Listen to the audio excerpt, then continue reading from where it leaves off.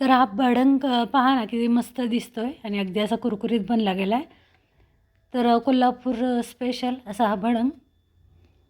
तर महाराष्ट्रामध्ये सर्वांच्या घरोघरी असा बनला जाणारा मधला खाऊन बोलूया किंवा सकाळचा नाश्ता असेल, संध्याकाळचा नाश्ता असेल, तर असा भडंग ना अगदी घरोघरी बनवला जातो. अगदी साध्या सोप्या पद्धतीने पाहणार आहोत आपण.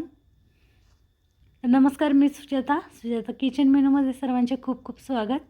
तर अगदी साध्या सोप्या पद्धतीने घरच्या घरी मसाला वापरून बनवून हा भडंग आज आपण बनवणार आहोत. तर रेसिपीला पटकन सुरुवात करूया. आता मुरमुरे भडंग बनवण्यासाठी ना मी असे बारीक मुरमुरे घेतले आहेत. मोठे पण येतात, तर हे असे मला छोटे भेटले होते. तर अर्धा किलो आहे ते. मस्त कुरकुरीत आहेत. खूप थोडे नरम वाटत असतील ना तर ते ऊन असेल तर उन्हामध्ये गरम करून घ्यायचे किंवा गॅसवर सुरुवातीला ना थोडंसं परतवून घेतले तरी गरम होतात. लसूण लागेल, लसूण थोडा भरपूर. लसूणी भडंग म्हणजे सुकं खोबरं घेतलं आहे. शेंगदाणे 1 पाऊण वाटी, डाळवं 1 पाऊण वाटीने हा मसाला. तर हा मसाला बनवला आहे मी. तर पाहूया हा मसाला कसा बनवायचा. सुरुवातीला मसाला बनवूया. तर प्रत्येक सीझनमध्येच ना तयार मसाला भेटत नाही दुकानामध्ये किंवा कुठेही म्हणा. तर असा घरीच मसाला बनवायचा आहे. तर 1 मोठा चमचा धने घेतलेत, 1 मोठा चमचा जिरं आणि 1 मोठा चमचा सोप घेतला आहे. व्यवस्थित गरम करून घेऊ आणि गार करून याची पावडर बनवून घेऊ.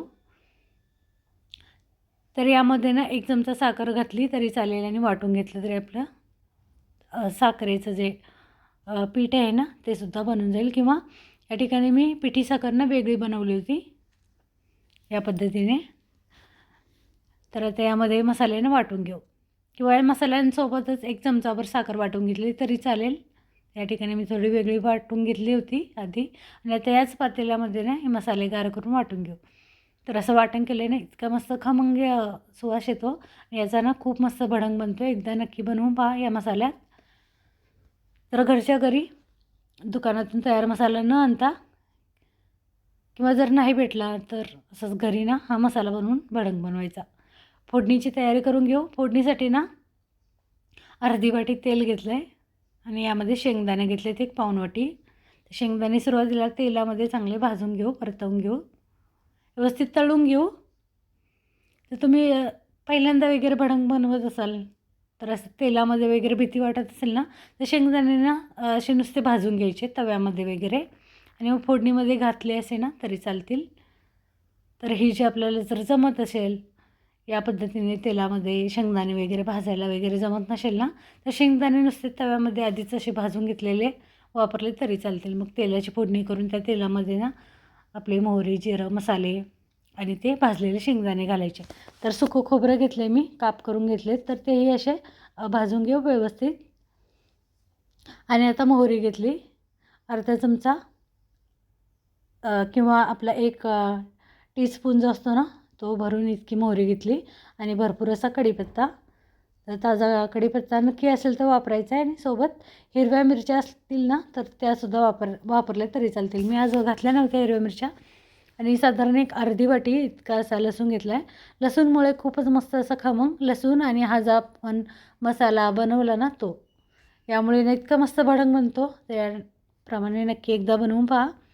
लसूण, कढीपत्ता किंवा हिरवी मिरची जर असेल ना तेलामध्ये चांगले भाजायचे आहेत. जर ते नरम राहिले ना तर आपले मुरमुरे भडंग ना नरम होतं. तर ही खूप महत्त्वाची टिप भडंग बनवताना एक. व्यवस्थित लसूण वगैरे आहे ना तो व्यवस्थित भाजून घ्यायचा आहे तेलामध्ये. आणि आता या ठिकाणी मी घालत आहे डाळवं, फुटाण्याची डाळ किंवा भाजकी डाळसुद्धा बोलतो आपण.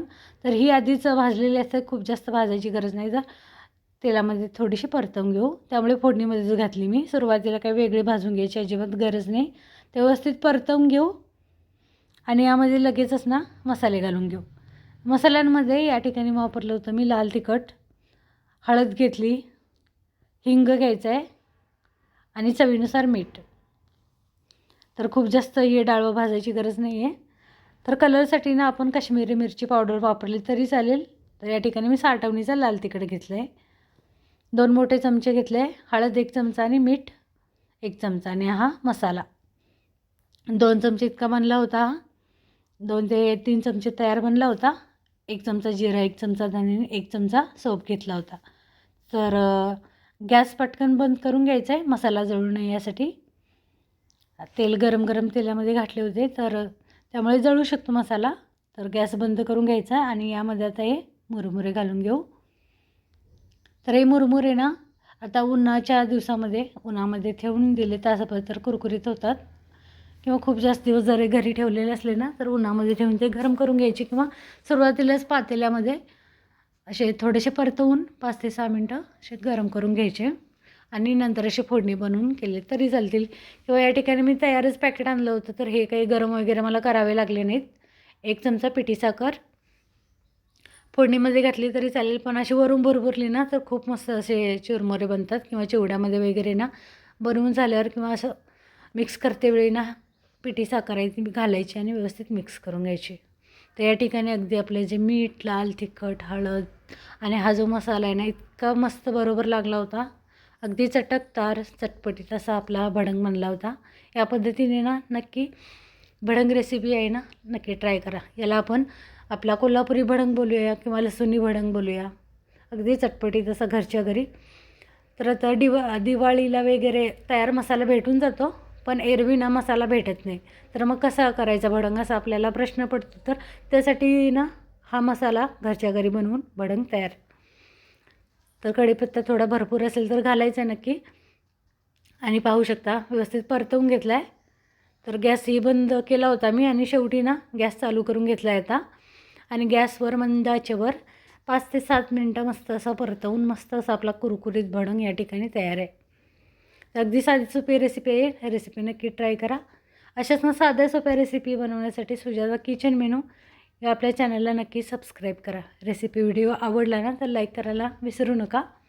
व्यवस्थित मी परतवून मिक्स करून घेतलं आहे. त्या ठिकाणी तेल वगैरे अगदी बरोबर लागलं होतं. एखाद्या वेळेला आपल्याला वाटलं थोडं तेल वगैरे जास्त झालं तर काही हरकत नाही, थोड्या वेळानंतर मिळून येतं ते. या ठिकाणी मी एक अर्धी वाटी इतकं तेल वापरलं होतं आणि अगदी बरोबर असं लागलं होतं आपलं मीठ, लाल तिखट वगैरे. आणि या ठिकाणी मस्त असं आपला कुरकुरीत चटपटीत लसूणी कोल्हापुरी भडंग अगदी घरच्या घरी सोप्या पद्धतीने बनवून तयार आहे. तर अगदी लहानापासून मोठ्यांना सगळ्यांनाच असं हे खाऊ बोलूया आपण किंवा सकाळचा नाश्ता, संध्याकाळचा नाश्ता, चहासोबत वगैरे खाण्यासाठी तयार. मस्त असं कुरकुरीत बनला होता. शेवटी एक 5 ते 7 मिनटं मी व्यवस्थित मंद आचेवर गरम केला होता. तर आता शेवटी ना यामध्ये मी थोडासा फरसाण मिक्स केला आहे. तर हा असा कुरकुरीत भडंग ना एका पिशवीमध्ये पॅक बंद डब्यामध्ये ठेवला म्हणजे मस्त असा कुरकुरीत राहतो. तर खूप जास्त गरमच पिशवीत न भरता हलका 1-2-3 मिनटं गार करून ना यामध्ये साधारण 2 वाट्या इतका फरसाण मिक्स केलं होतं मी.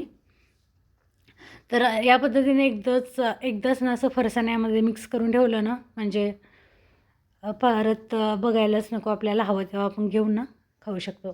साधारण 2 वाट्या इतकं मिक्स फरसाण घेतलं होतं आणि मी मिक्स केले.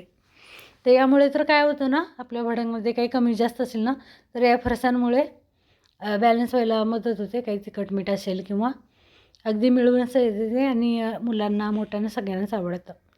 तर व्यवस्थित मी फरसाण घालून असं मिक्स केलं आहे आणि आता पिशवीत भरून ना मस्त असं आपलं फरसाण डब्यात भरून ठेवलं म्हणजे आपल्याला हवं तेव्हा खाता येतं.